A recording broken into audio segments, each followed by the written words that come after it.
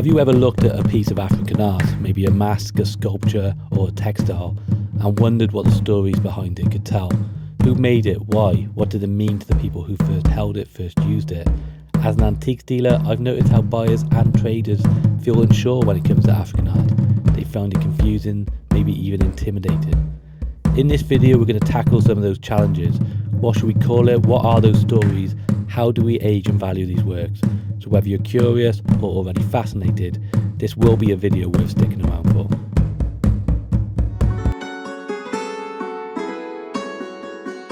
Okay, well, thank you for clicking on to the Taliesin Antiques YouTube channel. As a way of a quick introduction, my name is Kieran Hughes-Jones. I am an antiques dealer based in South Wales. If you want to see the type of pieces I sell, which are what I find to be interesting items from across the world, you can go to my website, which is taliesinantiques.com. So, to give you a bit of a backstory about why I'm making a video on African art, I've built up quite a bit of a backlog on items from across the African continent. They're masks, wooden sculptures, even a weapon, all sorts of different things. And I've been hesitant about uploading them and putting up for sale because, to be honest, I was quite concerned about not giving them the due respect, misattributing them, maybe not even understanding their true value. I wanted to do some research first and try my best to at least get a beginner's understanding of everything involved with African art and the history behind it. And I think that's an opinion, maybe view a lot of people share. When I go into a lot of antique shops, I see items from Africa that just says African carving and the price. I wanted to do a bit more than that, and I think I want to hopefully try and bridge that gap. So this video is effectively a beginner's guide just into the history of African art, the different stories involved, and I suppose some of the key challenges and questions that we have to confront and try and be aware of, I think, in the West. So that's what we're going to do today. As I said, this is a beginner's guide. I am a beginner. I am by no means an expert, very far from it. I try my best to make sure any information I give is accurate and fair. However, I'm open to all feedback and opinions, so if there's anything you think that I've missed the ball on, just let me know in the comments and I will do my best to update the channel when I make new videos. Before I go any further though, I do want to highlight that if you want to help this channel grow, if you are interested in antiques, reselling, even if you just like this type of content, whatever this might be, you can help the channel grow, A, by watching the videos, which you're already doing, so thank you for that. B, you can subscribe to the channel, just click the subscribe button below, and you can like and comment the videos on the videos as well. So if you can do that, that's great. So I guess that's it. Let's get started. First topic I want to tackle is the immense diversity of African art. We'll have a look into that. To understand African art, in my opinion, we first need to grasp the size of the continent and the amount of different cultures and peoples within it. So Africa is the second largest continent on Earth, covering 30 million square kilometers. To put that into context, that's bigger than the United States, China and India combined. It's an absolutely massive place. But here's something important to keep in mind. The map of Africa as we know it today doesn't reflect the continent's cultural and tribal boundaries.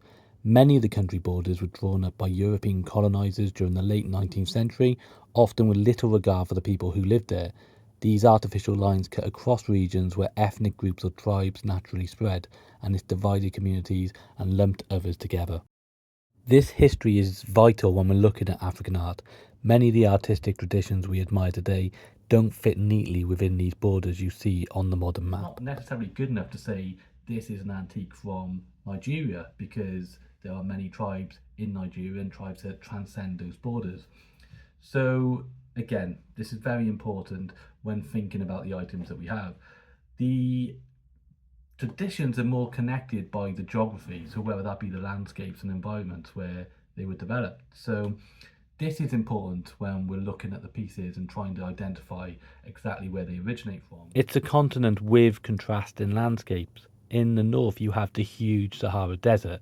If you go further south, You will find rainforests and you will find sprawling savannas. Where the people live will influence the materials they use and the techniques they use in their art. For instance, in desert areas, like where the Tuareg people live, their artistic traditions are dominated by silver and by leather.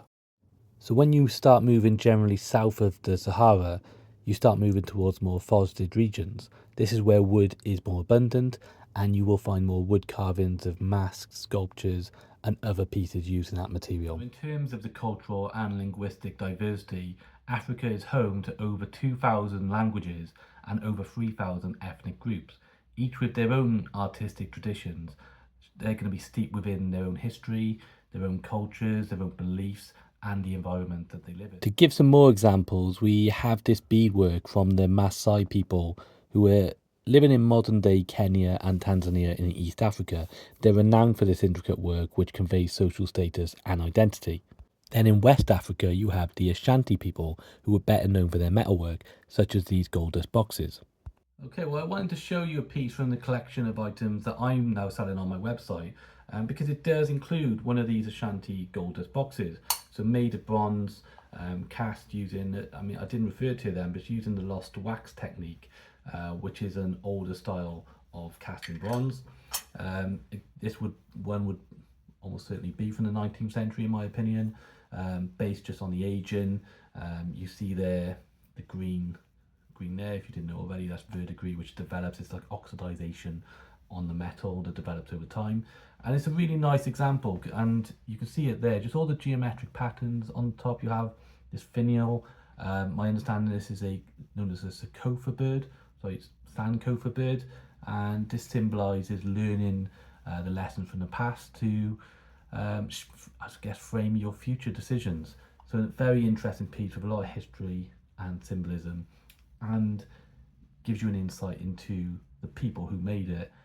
I also want to feature another piece that I have available at the moment for sale on my website, because I thought this was quite interesting, and it really does highlight the point, I think, that we do often make the mistake in the West of looking at African art through a single lens, mistakenly perceiving it to be one style, when in fact there is a huge amount of different diverse cultures, stories, meanings and purposes behind each piece. Even if you think they look the same on your first interpretation, there could be a totally different reason why it was made. So this is the piece I wanted to show. Now I believe this comes from the Yoruba people, who are mainly in Nigeria, but they've also in other regions such as Benin, and today the Yoruba people are one of the largest in Africa, is my understanding. Now they made lots of different carvings for fertility, for different rituals, different reasons. This one I think is known as an Ibiji figure, which was made to honour a twin. Now in Nigeria, in that region, twin birth rates are one of the highest in the world, and twins are revered, believing to have a unique spiritual energy. If one passes away, a figure like this could be made as a way to maintain that connection between the living and the departed. And I think that type of story is exactly why it's worth spending some time trying our best to understand this artwork, and the purpose behind it. And it leads to my next question, which is, when we're talking about this category, what's the best way to refer to it? Is it African art? Is it tribal art? Or is there something else? During the colonial era, African art was often categorized by European collectors and institutions as tribal or primitive. This reflected the prevailing Eurocentric attitudes of the time. This would often take them out of context, referring to them as ethnographic curiosities rather than art. So is tribal art a term which is still acceptable?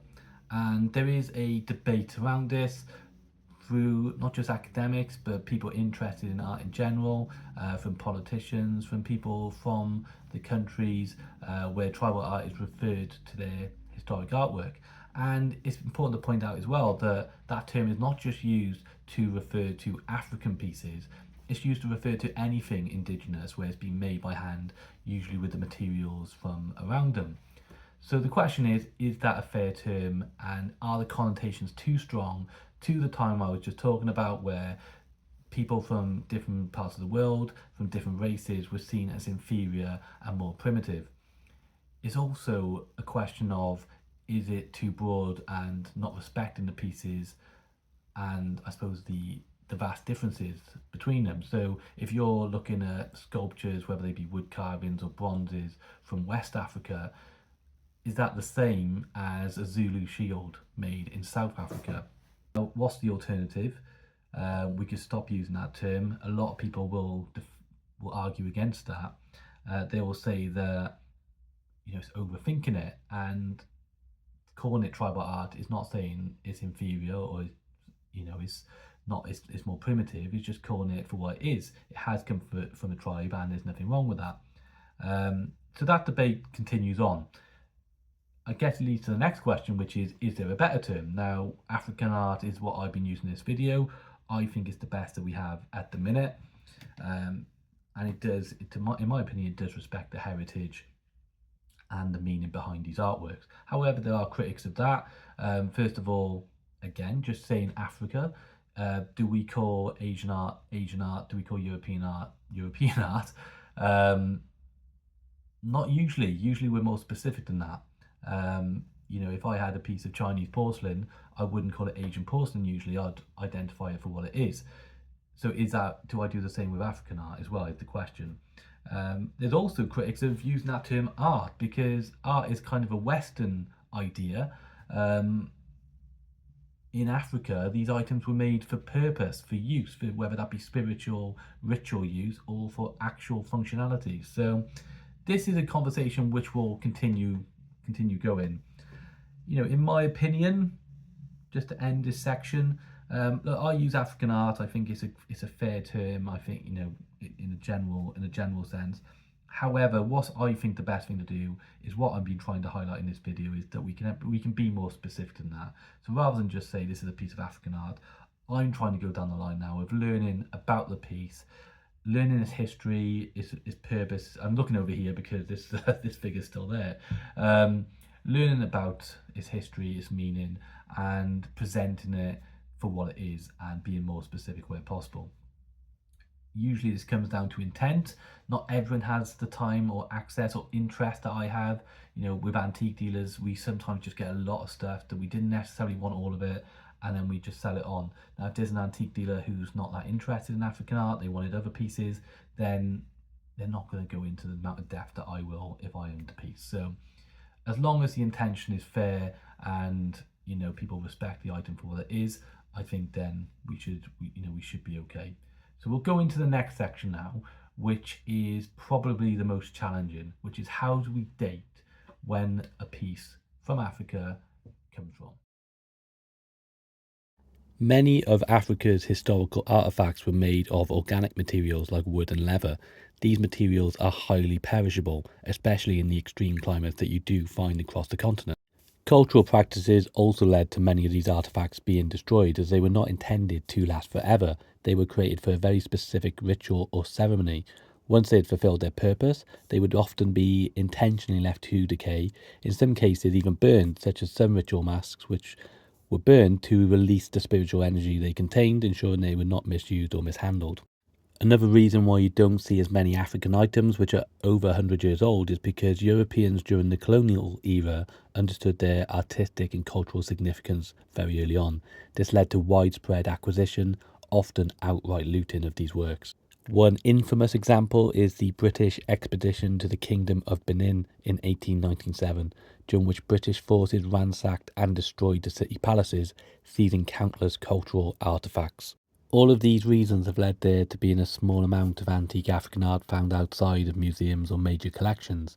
Some experts argue, that little to nothing remains within Africa itself in terms of true antique artworks. This is of course why there are such significant efforts from African countries to have these artifacts returned to them. So, if you or I come into possession of a piece of African art, what are the chances of it being a true antique? Right then, so it leads me back to that question, which is how do we actually date these items based on all those factors? And as I said, I find this the most challenging, and I think from what I can tell, it takes a lot of a lot of experience, interest, dedication, education to be able to do this effectively. Although there are people who are able to do it. There are some good Facebook groups, for example, where people will help you date your artwork, and they know more, certainly more than I do. Just to give you a few pointers that I use, and without carbon dating, a lot of this is interpretation and just trying our best to get this right.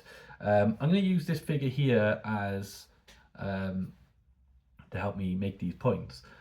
Now, I believe this to be from the Lega people, a female statue, or carbon rather, and the Lega people were based around the Congo rainforest and within it. Now, I believe this was made for the Bwami Society. I hope I am saying that right. And there are a lot of different societies. When you read about African history, there's a lot of different societies to be aware of as well. I believe this society helped in terms of moral guidance and wisdom. Now, in terms of age in this piece, there's quite a few things I can look at here. So first of all, the patina, I suppose, and surface wear. Now, on wood, patina is usually caused by handling. So on our hands, we have oils which react usually with wood, leading to a bit of a gloss. Sometimes you see some wear, you can see here some wear to the wood. I'll give you the top view as well. The condition is another factor here, which I think shows the age. So you are seeing splits in the wood across the piece. Now, that happens over time. We already talked about the climate, but it usually happens over decades, where you start to see these splits in the woods. That's a good sign of a certain amount of age. So you've got that surface wear, that patina on the wood, darkened surfaces in some areas, then from handling and exposure, you're just seeing different colours and grains across the piece. Now, I believe this is a mid 20th century, possibly early 20th century. The reason I don't think it's older is I think there's a bit of fine detail on the piece, which suggests it probably wasn't going into the 19th century. On the eyes, the mouth, and the hands, for example, they just look like the finer tool has been used, the more consistent tool. However, that's my opinion.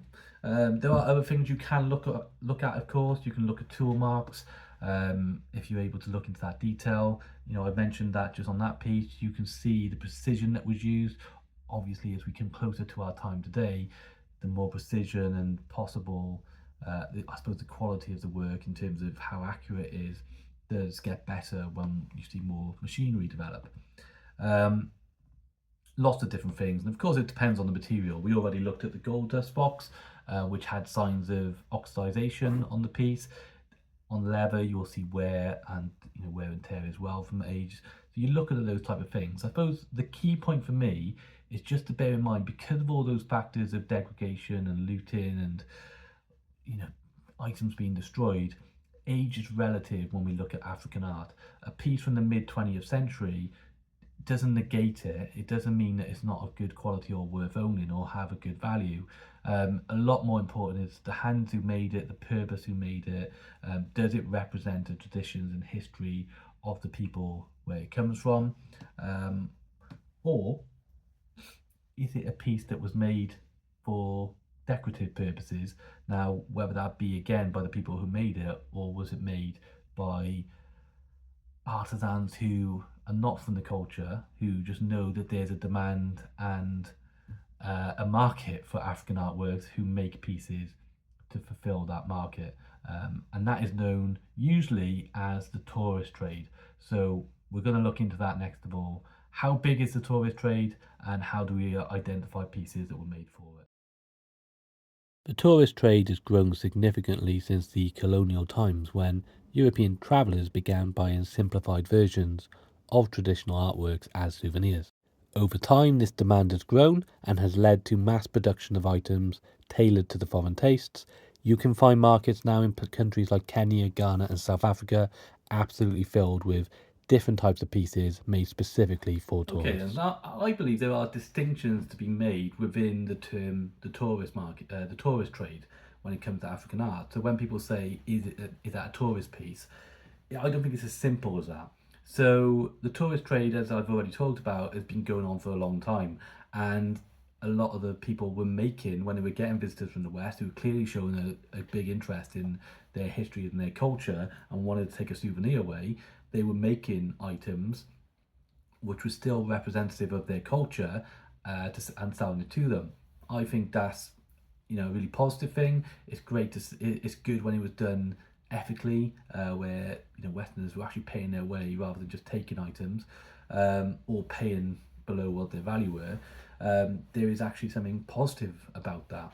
Now, that trade has gone on and still goes on to this day. And I think there's a difference between a tourist item that was made for a Western visitor, say in the mid 20th century by the tribe themselves, compared to an example which is made later on by somebody in a workshop who is just making African looking items, I suppose, and doing that because they understand there's a market and some people will just buy them without knowing a lot of the history of them. I'm going to show you two examples of the latter. These are two masks that I believe are tourist trade, probably made in the same workshop and made a bit later on. And I just want to talk to you about some of the reasons I believe that. So these are two masks. There we go. So on the right here, we have what I believe is a Fang people inspired mask from Gabon, that area. And I believe this is an Igbo people mask, so Nigeria region, that was made again later on. Now, what I am spotting and what I'm looking out for is, first of all, just see that wear in the paint, which is an aging, which you would expect with age. However, I'm going to just put this one down to make the point. I think this has just been done artificially, just rubbed down. You can imagine that process, can't you? It doesn't, to me, look that natural. Also, there is a smell on these two, I think.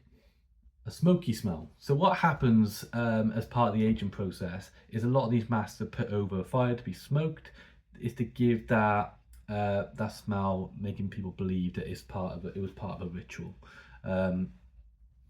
And also, given I bought these two together, I knew what they were when I was buying them, and I'll tell you why I bought them now. You can see that even though they come from two different regions, to me it looks like the pigment used, so the paint, is exactly the same colour. So that is a bit of giveaway to me. Now, what I will say, there is still a good value to these. These are still decorative items. People buy them knowing what they are. They still look good on a wall if you're into that type of thing. They're great interior pieces. Often, why not? How's this worse than buying a modern picture from IKEA, for example, to decorate your wall? It's the same thing. So there's still a value for these. They're still actually, they're still well carved, nice to look, nicely made, and still at least represent the African culture that they are trying to imitate. Now what I'm going to show you is what I believe is a mask that was made for the tourist trade. I believe it was made, so I'm just trying to put this down. I believe this one was made by the people themselves, and this is probably mid 20th century. Some might say it's earlier, some might say it's later. You're welcome to tell me your opinion. So this again is from the Igbo people. There's a full history on this item on my website. I think that the wear on this one is more natural and is inconsistent. It's where you might expect it to be. The pigment is flaking off. It's well carved. There's a lot more detail on there. The huge headdress as well. There's no artificial smell at all.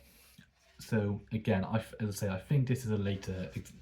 When I say later, I'm referring to maybe mid 20th century, but at least made by the people themselves, and that as a result will have more value and more interest and more of a following, because it was made by people who understood these cultures and from that, it's a first-hand example. So there we go. That's a couple of examples when it comes to the tourist trade. So look, still worth buying at the right price. Just understand what you're looking at, understand how to sell it. Sorry, I messed up my words there. How to sell it and how to present it. What I'm going to go on to next is more the authentic pieces and how we go about valuing them. To help answer this question, we're going to look at a interesting case from France which happened quite recently. In 2021, a couple sold a lot of items they had in a second home in southern France to an antiques dealer. Now, a few of those items came from an ancestor which they believed not to be of much value, and one of those items was an old African mask carved from wood. Now, as part of the sale, the agreed price for the mask was €150. It would later emerge that those items that they had sold belonged to an ancestor who was a French colonial governor. His name was René Victor Fournier, I believe is how you say it. And he has served in Africa during the late 19th and early 20th centuries. In March 2022, the item would go for sale, the wooden mask that is, would go for sale in an auction in Montpellier. I think that's how you say that. It sold for €4.2 million. The auctioneers described the mask as an extremely rare 19th century mask, part of a secret society of the Fang people in Gabon.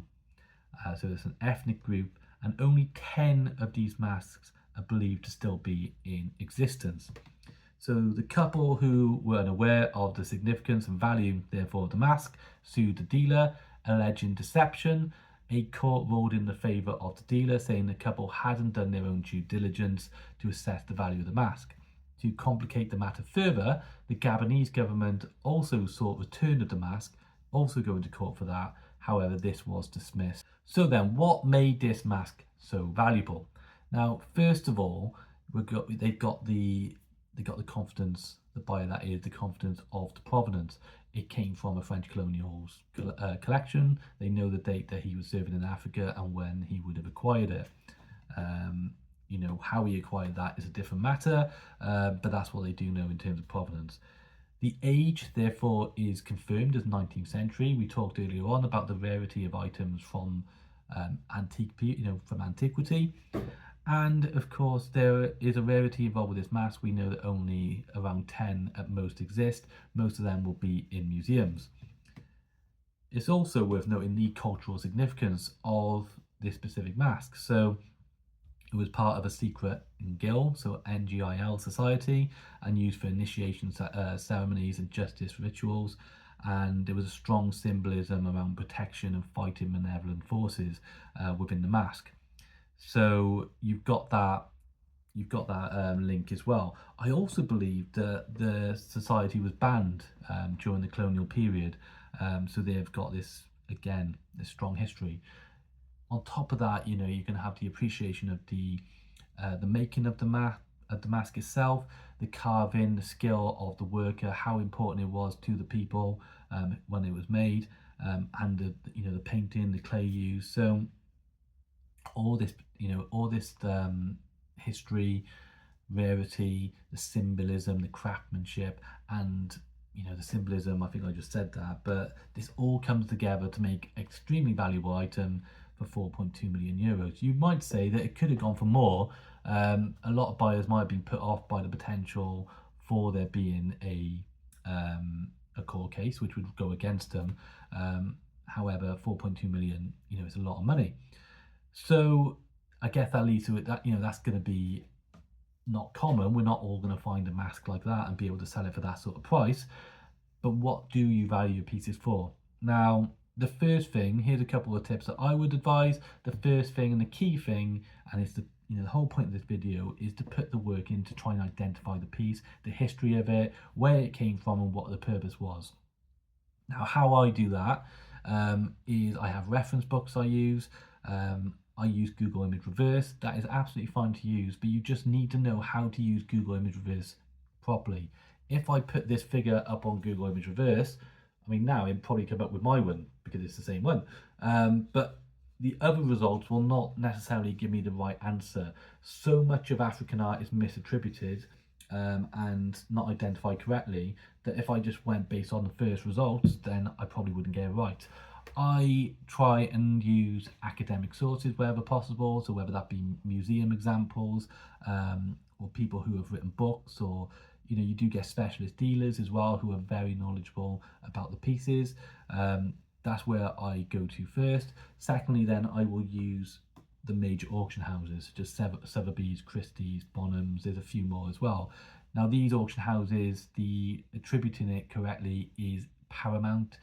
You know, it goes strongly against their reputation if they didn't do it properly. They also have specialist departments and academics who work for them to help them do this. So generally they are a trusted source in helping you identify your item. Once you have identified it and you think you've got that result, to value it, I just go by sold results and have a look into that.